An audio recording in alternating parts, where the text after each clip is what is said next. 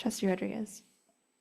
Thank you. And on the trend of growing pains, so we all know Madera Community College is steadily growing and the enrollment numbers are increasing. It's a great problem to have.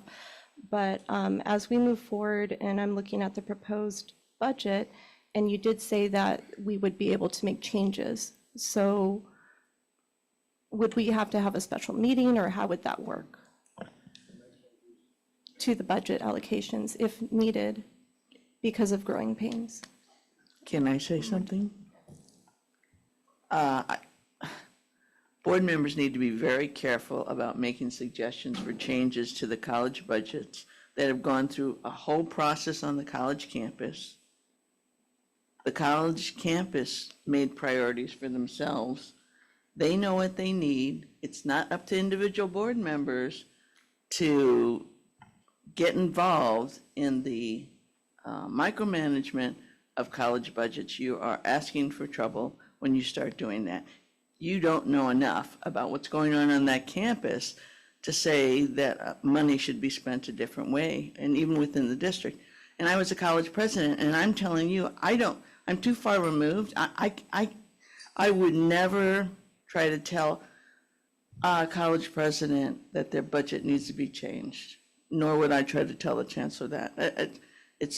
We don't know enough. You need to let the processes that are in place work, and you should not start trying to micromanage. Can I have my question answered, Dr. Fatima? If I may, so those are operational issues that get worked through, and if something were to occur about that particular topic, we would bring forward at a regular meeting. It wouldn't have to be a special meeting, just a regular meeting that, hey, here's an adjustment to the budget. You've seen them before. So we'd go through that kind of a process. Thank you. I appreciate you answering my question. Okay. Trustee Johnson. Yeah, back to Trustee Gomez's question regarding faculty and increases to make sure that students can get to the classes that they need. That is one of the reasons that we have part-time instructors, right? So we kind of can guess at, and the presidents can guess at how many instructors of which types you need. And then as students are interested in certain sections and classes, that's where our part-time faculty can fill in and add additional classes based on the needs, right? And then that way we're not having, full-time faculty in a large year and then having to let them go the next year. They're the way that we kind of pulse those classes. Is that correct? Well, I would say conceptually, I agree with what you're saying. On a high-level, simple overview, I wouldn't want to, get into the president's shoes or the vice president instruction and the deans and all the work that goes on to get the schedule to where it needs to be. But yeah, conceptually, yes. Okay, thank you. Trustee Gomez.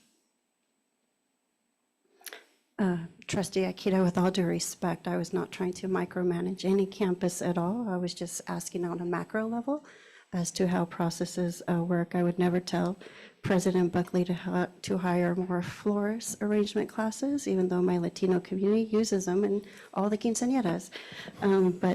So I just wanted to clarify that I was speaking on a macro level because we do also hear things as we travel around the campuses as well as to what we're lacking, and we're here to provide support to our campuses and our communities. But by no means I'm not going to tell President Kim Armstrong to give back the soccer field reserves that was spent on Clovis community. Well, thank you very much. I appreciate that clarification.